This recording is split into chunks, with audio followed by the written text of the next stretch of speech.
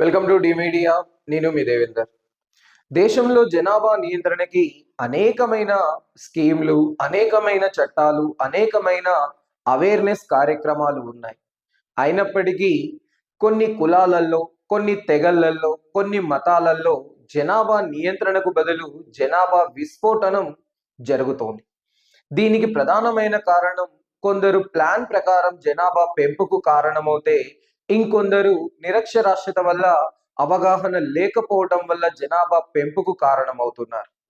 మరి ఇలాంటి సందర్భాలలో జనాభా నియంత్రణకు గాను సరికొత్త నిర్ణయాన్ని తీసుకున్నారు అస్సోం రాష్ట్ర ముఖ్యమంత్రి హిమంత బిశ్వ శర్మ.